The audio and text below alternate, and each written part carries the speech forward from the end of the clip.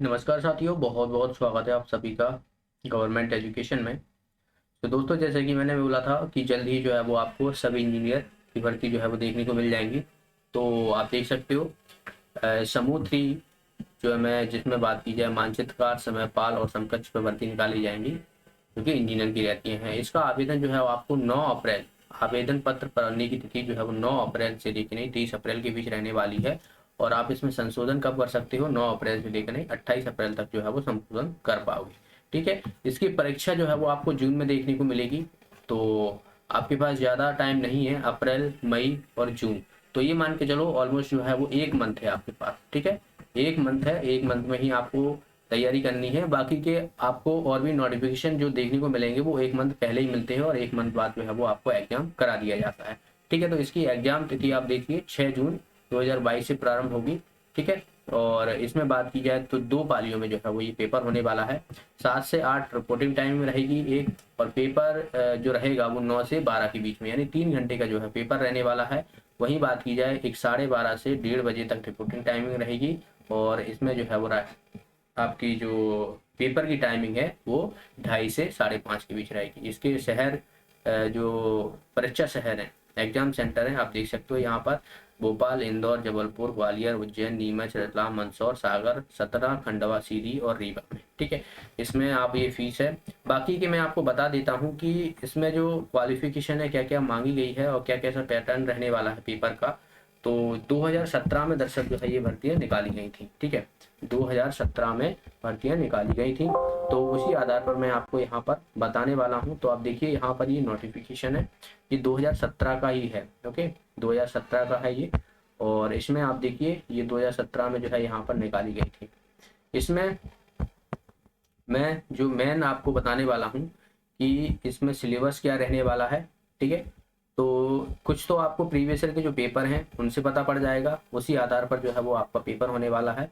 ठीक है, तो ये 3rd ग्रेड का जो है वो पेपर रहता है, तृतीय श्रेणी का। और इसमें आप देखिए यहाँ पर, ठीक है, दो पेपर होते हैं। मतलब एक में आपको जो है सामान्य ज्ञान रहेगा, सामान्य हिंदी रहेगी, सामान्य अंग्रेजी, सामान्य गणित, सामान्य जो रीजनिंग रहती है, और सामान्य विज्ञान या जनरल साइंसेज में, और कंप्यूटर। तो इन सब के मिला के आपको जो है वो 100 क्वेश्चन रहने वाला है। जैसे आपने देखा होगा कि जो ग्रुप 1 सब ग्रुप 1 है, तो उसी आधार पर जो है ये पैटर्न देखने को मिलेगा। और आपकी बात की जाए तो संबंधित विषय जो सेकंड पेपर है, जिस फील्ड से आप भरोगे तो उसमें जो है वो 100 नंबर का उसमें रहेगा। तो टोटल जो है वो आपको 200 मार्क्स का रहने वाला है। तो इसमें जो प्रीवियस ईयर के पेपर हैं उसके आधार पर मैं आपको बताऊंगा कि क्या कैसा जो है वो क्वेश्चन कहाँ से पूछे जाते हैं। तो उसके लिए मैं आपको अलग से वीडियो प्रोवाइड करा दूंगा। अब इसमें हम आगे भी बात कर लेते हैं, एज वगैरह हो गई के रिलेटेड में। ठीक है, सारी चीज़ें जो है वो देखने को मिलेंगी यहाँ पर। तो मैं आपको आगे ले चलता हूँ। ये पूरा जो है वो नोटिफिकेशन है, ये 2017 का है, नया नोटिफिकेशन जल्दी जारी हो जाएगा। तो पैटर्न सेम ही रहता है। ये जो अलग अलग वैकेंसी अलग अलग विभागों में जो है वो यहाँ पर आपको देखने को मिल रही हैं। ये देखिए, इन सब को जो है वो आप देख पाओगे। तो इसमें देखिए आप बात की जाए तो जैसे सिविल से की है, इलेक्ट्रिकल से की है जिसने, तो वो लोग भर सकते हो। ठीक है, और यहाँ पर आपको मानचित्रकार से की है। ठीक है, ड्राफ्ट वगैरह हो गए, इलेक्ट्रिकल इलेक्ट्रॉनिक्स से की हुई है तो वो लोग भर पाओगे। तो ये उसी आधार पर जो है वो आपका रहने वाला है। अब मैं यहाँ पर आप देख सकते हो ये दी हुई है पदों की जानकारी, जिसमें सिविल, इलेक्ट्रिकल, सहायक मानचित्र, उपयुक्त। तो आपको जो अगला जो नया नोटिफिकेशन जारी होगा तो उसमें जो है वो आपको यहाँ पर वैकेंसी इधर उधर देखने को मिल सकती है, किसी में ज़्यादा किसी में कम। तो इसी आधार पर जो है वो आपकी क्वालिफिकेशन मांगी जाती है। तो उस समय जो निकाले गए थे वो 1000 के करीबन पद निकाले गए थे, 1021 के करीबन जो है वो आप देखो पद हैं। टोटल सीधी भर्ती में जो है वो 790 पद निकाले गए थे। तो अभी देखते हैं कितने क्या जो है वो इनके द्वारा जो है वो पद निकाले जाते हैं। अच्छी खासी सैलरी है इसमें, 3200 ग्रेड पे रहता है। और यहाँ पर आप देख सकते हो इसमें जो है वो सिविल से, तो मान्यता प्राप्त संस्था से सिविल इंजीनियरिंग आपने की है। ठीक है, और आपने अपना डिप्लोमा किया हुआ है। ठीक है, डिप्लोमा किया हुआ है 3 साल का, तो वो भी आप भर पाओगे इसमें। इलेक्ट्रिकल की बात की जाए तो जिन्होंने इलेक्ट्रिकल से की है, ठीक है, इलेक्ट्रिकल इंजीनियरिंग की है या डिप्लोमा किया है 3 साल का, तो वो लोग भर पाओगे। तो ये सीधे सीधे जो है वो डिप्लोमा ग्रेजुएशन बेस पर है। यहाँ पर आप देखिए ये सिविल डिप्लोमा से है, इसमें आप सिविल डिप्लोमा पर भर पाओगे। वहीं मैं आगे बात करूँ तो ये वाली आप देखिए सहायक अभियंत्रिकी, इसमें पोस्ट कोड 18 पद निकाले गए हैं। इसमें कृषि इंजीनियर, एग्रीकल्चर इंजीनियर जिन्होंने की है तो उससे जो है वो भर पाओगे इसमें। मानचित्र की बात की जाए तो इसमें आपको डिप्लोमा इन आर्किटेक्चर या इंटीरियर डिजाइनर, सिविल इंजीनियर आप लोग भर सकते हो, इलेक्ट्रिकल इंजीनियर वाले भर सकते हो, या इंटीरियर डिजाइन किया है वो लोग भर सकते हो। तो इन लोगों को जो है वो भरने को मिल जाएगा इसमें। उपयंत्री अन्वेषक और क्वांटिटी सर्वेयर, तो इसमें जो है वो सिविल इंजीनियर डिप्लोमा मांगा गया है, तो ये लोग भर पाओगे। एंड आपको यहाँ पर देखिए ये वाला भी सिविल इंजीनियर से ही है। एंड आपको आगे देखने को मिलेगा यहाँ पर शासन मान्यता प्राप्त तकनीकी संस्था विद्युत यंत्रिकी में आपको जो है इंजीनियरिंग की है, डिप्लोमा किया हुआ है, तो इस वाली पोस्ट पे भर पाओगे। एंड नया नोटिफिकेशन होगा तो वो मैं आपको और बता दूंगा। देखिए ग्रेजुएशन सेम ही रहने वाली है, आपने ग्रेजुएशन में कोई भी बदलाव नहीं होने वाला, तो जो यहाँ पर ग्रेजुएशन है वही जो है वो वहाँ पर आपसे देखने को मिलेगी।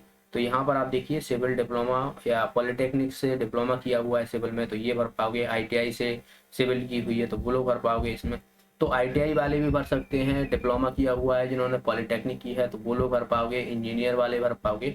तो इसमें अलग अलग पोस्टों के लिए अलग अलग जो है वो यहाँ पर आपको देखने को मिल जाएगा, ठीक है। बाकी आप लोग कुछ और पूछना चाहते हो तो कमेंट बॉक्स में पूछ सकते हो। तो ये काफ़ी सारी पोस्टें हैं, अलग अलग में जो है वो अलग अलग दी हुई हैं। तो मोस्टली ज़्यादातर जो है वो सिविल हो गए तो इनके लिए ज़्यादा निकलती हैं। यहाँ पर आप देख सकते हो, ठीक है। अब मैं आगे चलता हूँ सीधा, ये सब पोस्टों के बारे में, तो इन्हें आप देख सकते हो, आपको पीवी की साइट पर जो है वो मिल जाएगा।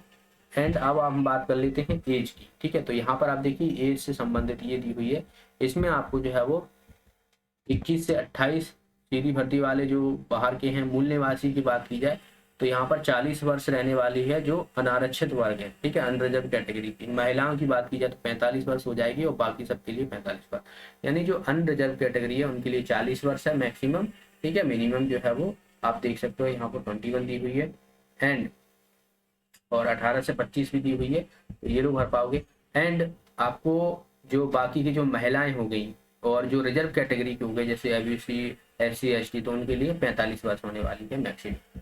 तो ये लोग आप जो है यहाँ पर देख पाओगे सारी ही चीजें।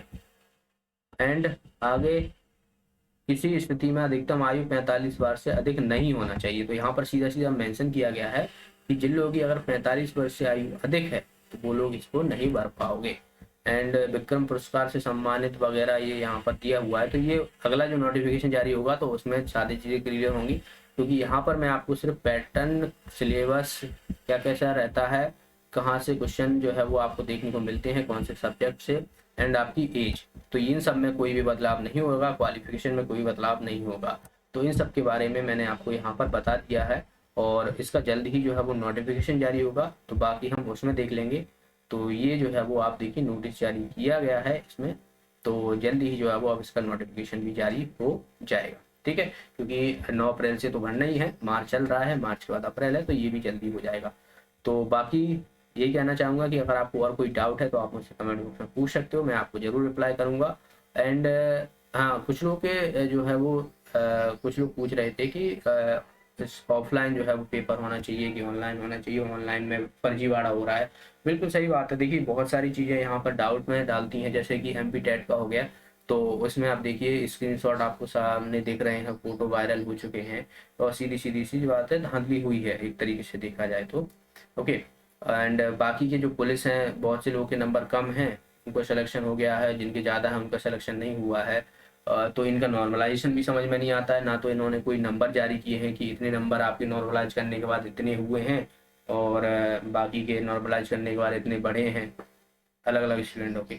तो ना तो इन्होंने ये बताया, तो इनको या तो सीधा सीधा नंबर जारी कर देना चाहिए पहले, तो पहली बात तो, या फिर मेरी हिसाब से आपको ऑफलाइन पेपर कराओ, पहले भी ऑफलाइन होते थे, ऑफलाइन पेपर कराओ और एक ही दिन में होने चाहिए, एक ही दिन में होना चाहिए। तो नॉर्मलाइजेशन का जो ये फर्जीवाड़ा है ये कहा जाए, तो ये सब चीज़ें खत्म हो जाएंगी, क्योंकि सबका एक ही दिन पेपर होगा, तो इसमें ना तो नॉर्मलाइजेशन की कोई गुंजाइश होगी, ना तो कब आप समझिए कि आप 1.5 से 2 मंथ, 1 से 2 मंथ या 1.5 से 2 मंथ जो होता है पेपर चलता है, वहीं अगर एक दिन में ऑफलाइन पेपर होता है तो 2 महीने बाद आप आसानी से रिजल्ट दे सकते हो देखा जाए तो, क्योंकि पीएससी भी कराता है इस तरीके से।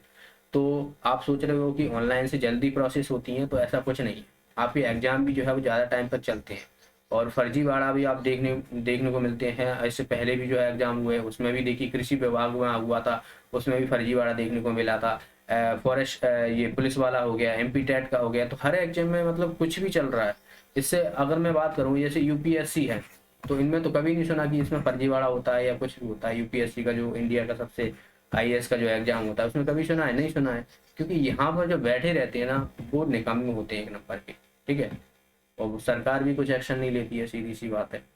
तो जहाँ तक है, मेरा मानना है कि आपको ऑफलाइन पेपर कराना चाहिए। बाकी आपकी क्या कैसी राय है, ठीक है। क्योंकि जो लोग मेहनत कर रहे हैं विद्यार्थी, कम से कम उनको बारे में तो सोचिए। बेचारे लगे हुए हैं 4-5 सालों से, वैकेंसी भी इतनी सालों बाद निकाल रहे हो, और उसमें भी फर्जीवाड़ा हो रहा है सीधा सीधा।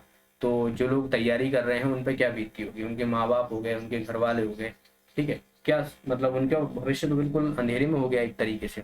उनका तो भरोसा ही उठ गया सीधा सीधा सरकारी नौकरी से। सीधी सी बात है, जिसके पास पैसा है, पैसा फेंको, वो सीधा सीधा सिलेक्शन लो, ऐसा हो जाएगा फिर तो सीधा सीधा। तो ऐसा नहीं होना चाहिए। और बाकी आप इसमें अगर आपको कभी भी कोई भी एग्जाम से रिलेटेड है, तो आप आरटीआई लगाइए, ठीक है। आरटीआई जारी कीजिए, आरटीआई लगा दीजिए, कम से कम आपको पता पड़ेगा वहाँ से इंफॉर्मेशन क्या कैसी होती है। ओके। बाकी इसका जल्दी नोटिफिकेशन जारी हो जाएगा, तो इसकी आप तैयारी कीजिए, अच्छे से नंबर लाइए ज़्यादा से ज़्यादा, जिससे आपका सिलेक्शन हो जाए।